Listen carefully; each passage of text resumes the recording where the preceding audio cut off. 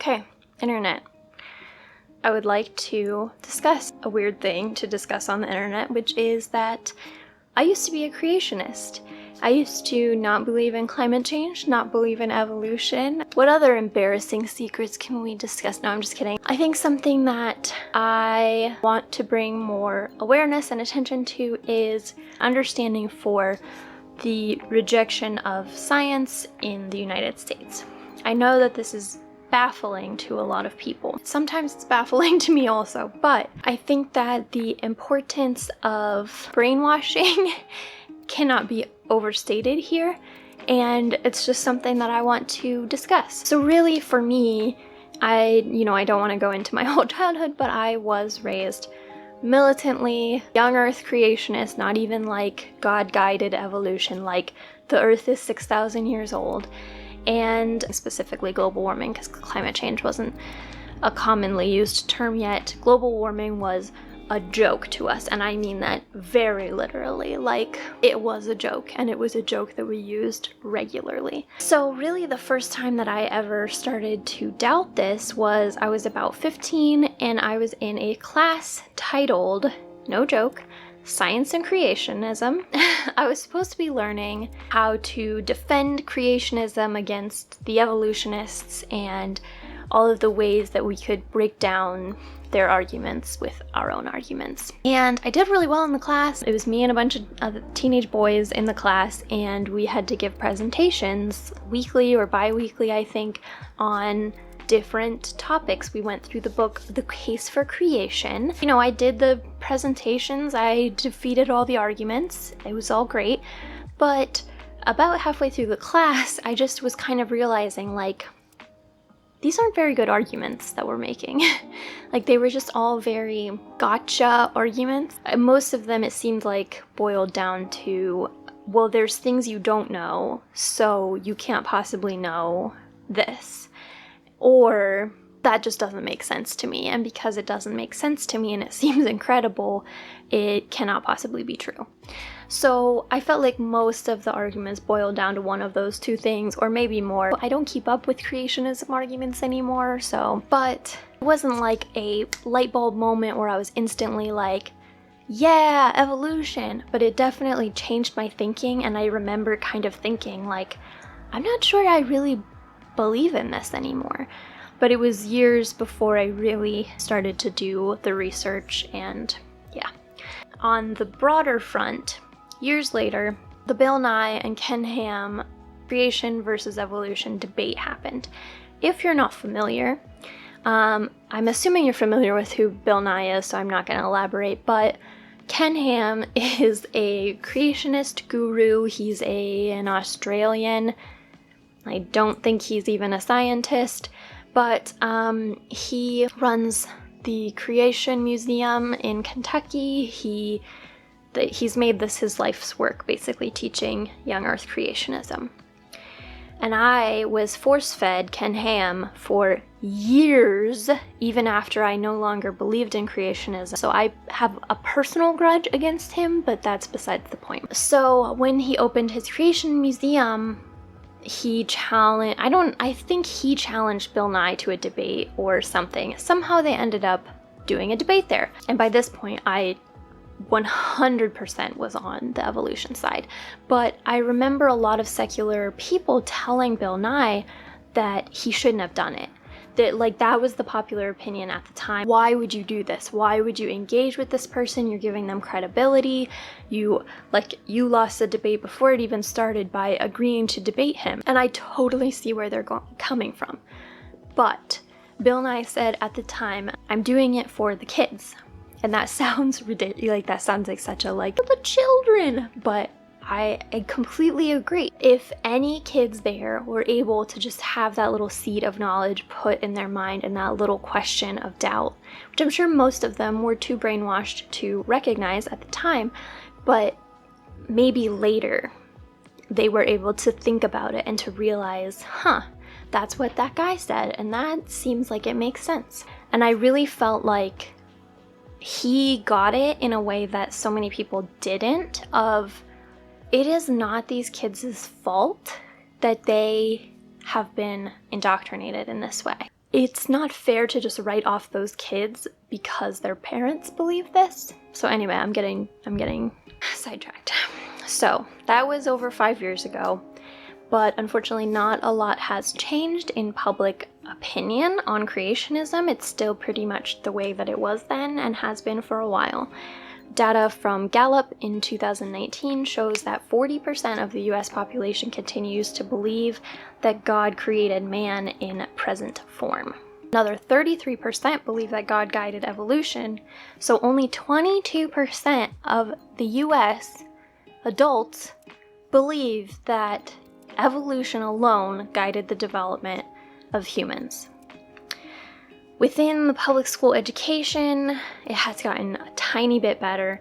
A study surveying high school biology teachers compared results from 2007 and 2019 and found that teachers in 2019 were more likely to present evolution as the accepted scientific standard, and they were less likely to send mixed messages that might present creationism as a valid scientific alternative. However, even in 2019, 19% of teachers agreed or strongly agreed with the statement, "I emphasize that many reputable scientists view creationism or intelligent design as valid alternatives to Darwinian theory." Additionally, and possibly more importantly, that's only public schools, so private schools and homeschooling, which are disproportionately likely to be extremely religious in nature, are not included in this and are probably undoubtedly teaching creationism, at least to one extent or another. So for people outside of the evangelical bubble, creationism probably seems like some kind of fringe theory that no one actually believes in anymore. But if you are someone who wonders how the United States is such a perpetual global embarrassment on any kind of scientific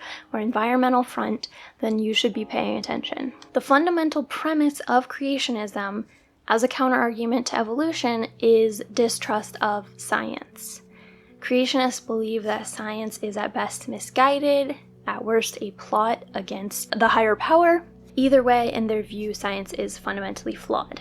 Now, I want to make it very clear here that I don't want to give science any more credit than it is due. We obviously have made great advances with science, but science has also been used to do a lot of really, really terrible things. It has fundamental flaws, for sure. It has been used to justify genocide. It has been used to justify racism in every kind of form you could ever imagine. It has been used to advance environmental devastation and natural resource depletion.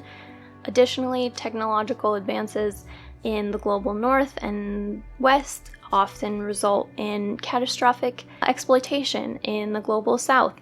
It's really not that great once you get down to it. A lot of communities have really good reason to distrust science. Black communities, other indigenous communities, women, especially Black and indigenous women, there are a lot of people who really have good reason, historical reason to distrust science. Evangelical Christians are not one of those groups. I'm just gonna say it. Again, lots of people have reasons to distrust science, but these aren't the reasons that conservative Christians in the United States reject science. They view it as a threat to their spiritual beliefs rather than an explanation of the natural world. This distrust of science is at the core of so many of their political opinions and social opinions. Two of these most pressing issues being climate change and the panorama.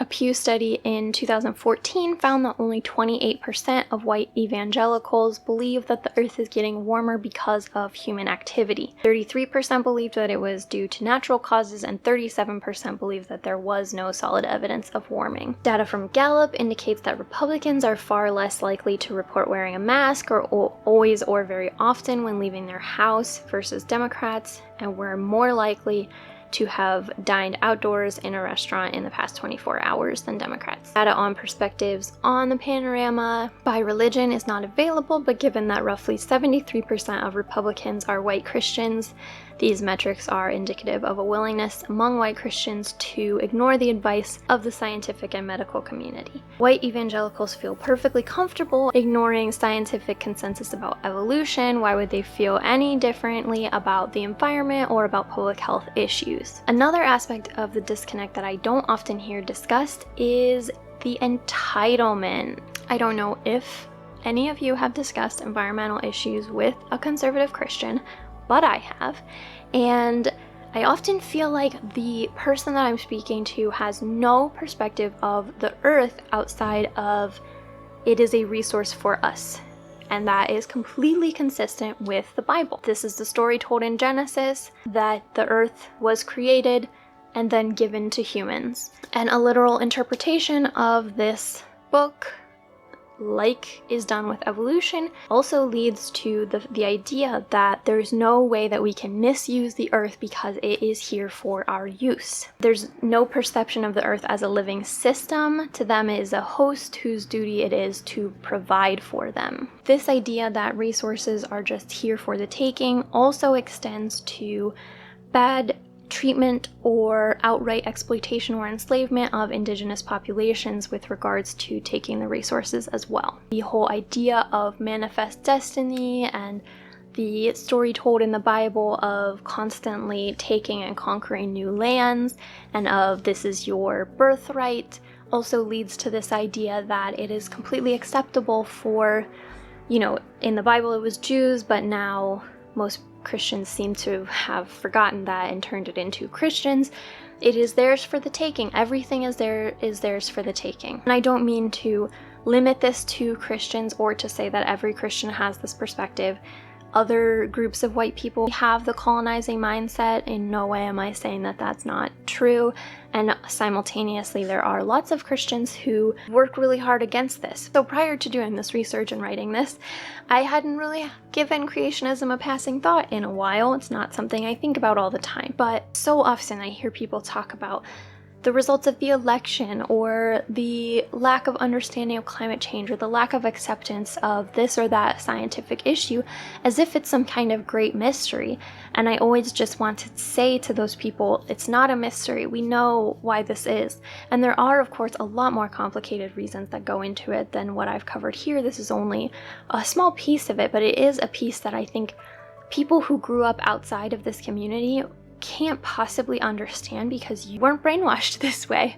And I completely understand how people who haven't let go of this mentality feel the way that they do. They honestly believe that science is out to get them.